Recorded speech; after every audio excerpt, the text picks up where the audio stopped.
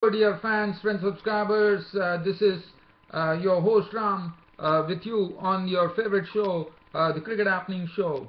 I'm here today to talk about some cricket, no doubt about it, but right now I'm a bit short of time, but I will definitely skim through it. And what I'm going to look at today is Australia's progress right now on the second day of the Investec Test Ashes series, where right now I see they are 216 for 4. I'll be coming back to that. I'll be speaking about the game, and tomorrow it's a new look Indian team. India is having a second string side. They are playing Zimbabwe in Zimbabwe. The first one international, which starts on Friday, and as you know, in Zimbabwe pitches are low and slow. And also it's a real test for Ajinkya Rahane, the new Indian captain, and it will be good to see how he captains the side. And one more thing, one record is that Zimbabwe have never beaten India in a one-day international since probably 2011, if my memory serves me right.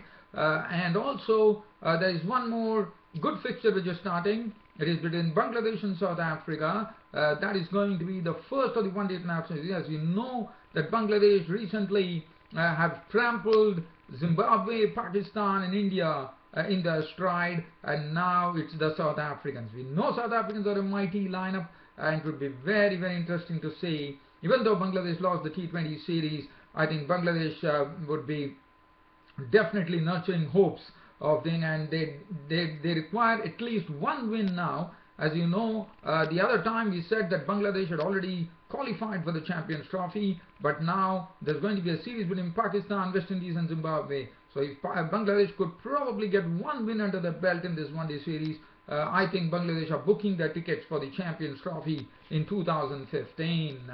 And the Champions Trophy which is going to be taught. And also there is the ICC T20 qualifiers underway, and I don't have time to really dwell on that, but I know that Scotland have already got a victory. There's a match which is going on right now between Afghanistan and Netherlands. I don't have the updates right now. As I said, I'm short of time, so I have to really skim through. So first, let's get on to the Australia versus England match and see what's happening. England yesterday resuming, as you know, Joe Root scored a magnificent century on the first day of the Ashes Test series, and you could have not made a better statement there. Let's have a look at how how England fared yesterday. So I left you at tea time, and England today resumed their innings, and they finished at 430 all out, which is a very good score on a pitch which has not been helping the pace bowlers, I would say. Even though Mitchell Starc, I thought, really bowled his heart out to pluck 5 wickets from 114 runs of 24.1 overs and 4 maidens. Today it was yesterday we saw once Joe Root hit 134 with 17 boundaries. Then Ben Stokes today, he was his aggressive self. He played in a real positive manner, 52 with 6 fours and 2 sixes. Butler contributed 27 with 3 fours, but Moeen Ali's knock was something which was a real I would say, a very, very wonderful knock from Moeen Ali, coming lower down the order. Almost he's coming at number 8, and see how he strengthens this England batting lineup here, as he stroked a very, very fluent 77 with 11 fours and 1 6. And then Broad really struggled, in the sense Broad was unpredictable. He was peppered with some short deliveries, as he would have had the nightmares of after being he has already said that he has nightmares after being hit by the pacey Indian bowler Varun Arun in the last series. And Stuart Broad still managed to pull over mid-wicket for a 6. 2 fours and 1 6 contributed 18. Mark Wood was not out on 7. Anderson was clean bowled by Starc, and England's innings was wound up for 430. As I said, this pitch is a very, very difficult pitch for the bowlers.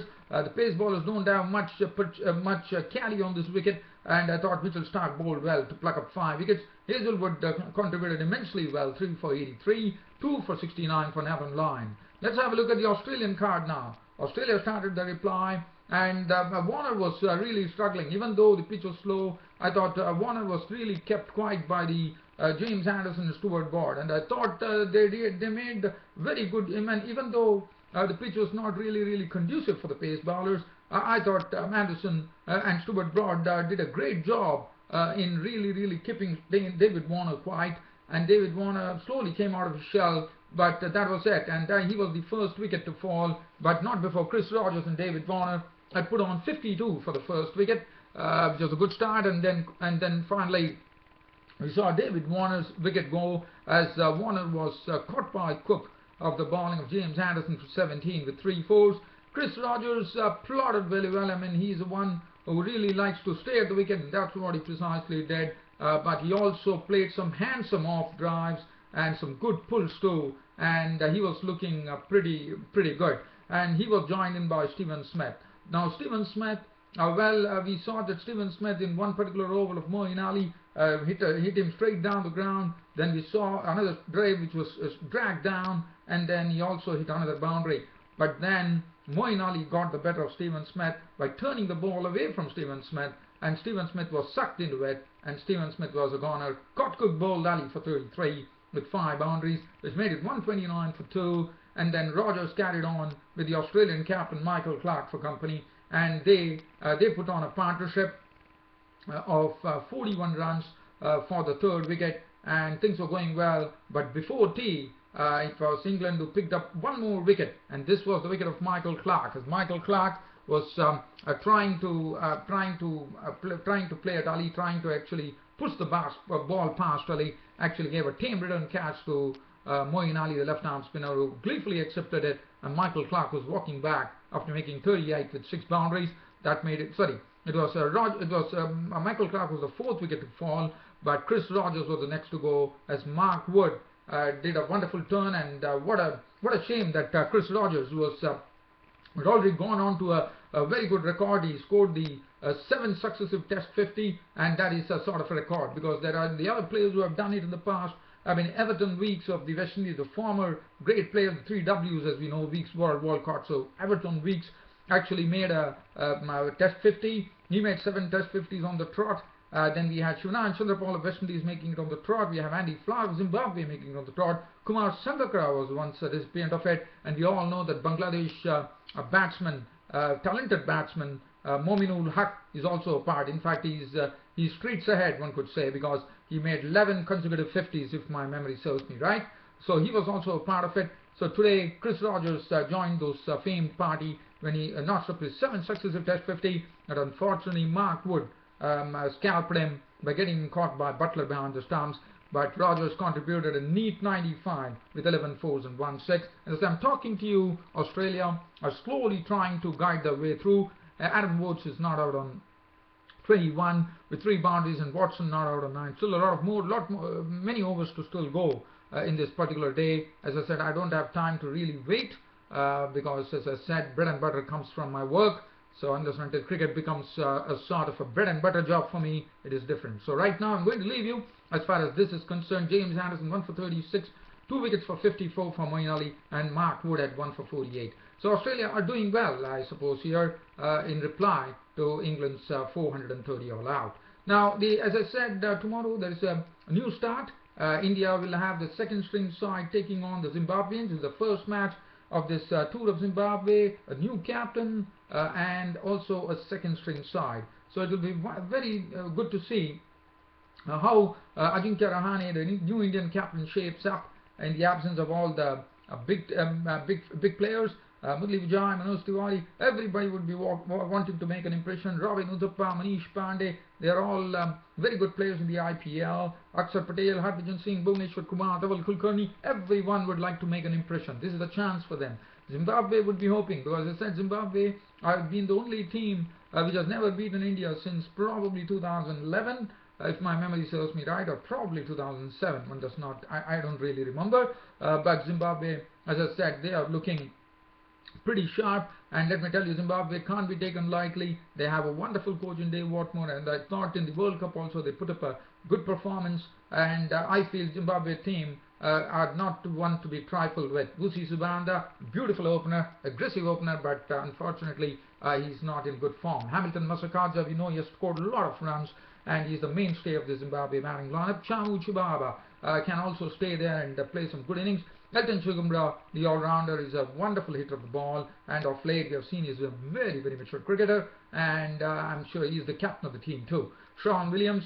Sikandar Raja, who has already made against Pakistan, he came in at number 5, I suppose, or number 6, came in and hit a century. So he's another good player. Richmond Gundamami, the wicketkeeper, also an aggressive batsman, prosperous with a new bowling action and bowling military medium pace now because of his bowling action. Graham Creamer, the right-arm leg spinner. Tinasha Panyangra is always a good bowler, and Brian Vittori, the left-arm seamer.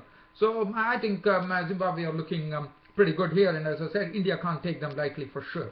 And and the other match which is starting, which is of great interest, and the reason that it is of great interest is that because this will be going to be the first match, because even though the match is going to be played tomorrow, Bangladesh, South Africa and India, Zimbabwe, but Bangladesh will be playing the first match.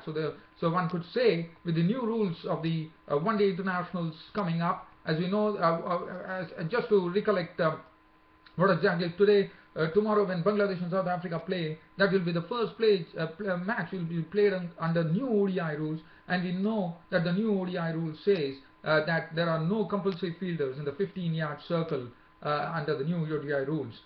So basically, even in the power play, there won't be, there will not be. I mean, the captain will have the flexibility of spreading his field and not have only 2 or 3 people. So that is going to be pretty interesting. And also, we also know the batting power play has been removed, and also the bowlers have to be on their guard as far as no balls are concerned, because if they are going to bowl no balls, it is going to be free hits for the batsmen, and that is really going to cost them.